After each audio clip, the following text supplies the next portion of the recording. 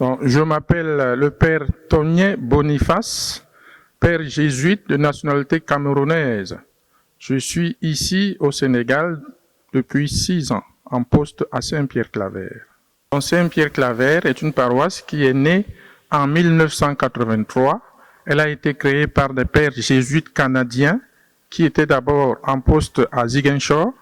Après une vingtaine d'années d'apostolat là-bas, ils sont venus ici et ils ont créé cette paroisse.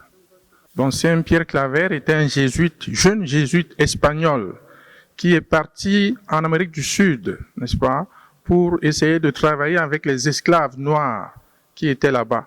Et il s'est mis au service de ces esclaves qui souffraient de maladies, entre autres la lèpre, la peste, ainsi de suite. Et il en est même mort, parce que pour lui, il fallait tout faire pour redonner la dignité à ces personnes que l'esclavage était en train de démolir.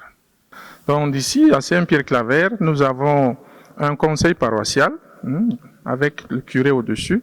Nous avons un vicaire, nous travaillons ensemble.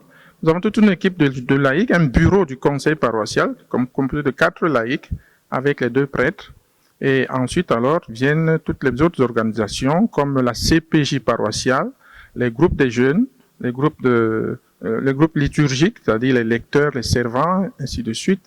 Et les femmes qui s'organisent, comme femmes catholiques, mais aussi comme Légion de Marie. Ici, à Saint-Pierre-Claver, l'implication est vraiment minime. Mais je crois que ça, c'est surtout parce que les gens ne sont pas encore assez mûrs dans la foi, dans l'engagement de l'Église, dans l'Église. Les gens ont une foi qui, on peut dire, qui est encore adolescente. On fait tout pour leur apprendre à comprendre que la paroisse est entre les mains des laïcs d'abord. C'est leur paroisse, leur communauté, c'est à eux de construire. Mais ils sont encore dans la mentalité d'avant, qui consistait à penser que c'est le prêtre qui est celui qui organise les choses dans la paroisse. Alors que le prêtre, il est là pour superviser et pour veiller à la bonne marche. Mais il faut qu'eux-mêmes ils soient impliqués. Mais ça vient petit à petit.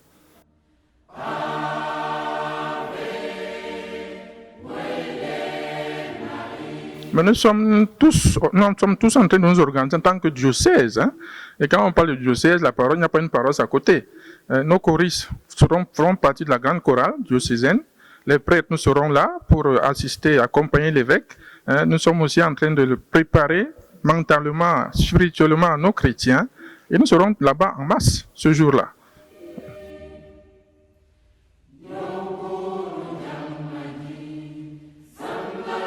Oui. Nous demandons à la jeunesse d'être à l'écoute de la Sainte Vierge Marie, qui n'a jamais hésité à s'engager, mais pour pouvoir apporter sa contribution à l'évolution de la vie de Dieu dans notre monde ici.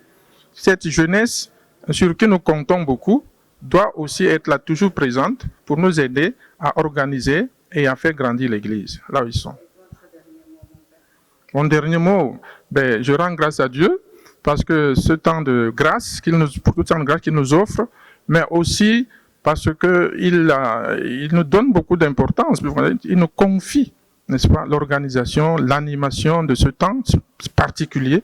Et nous demandons tout simplement qu'il nous donne assez de grâce pour que ce temps soit bien vécu et bien partagé entre nous tous.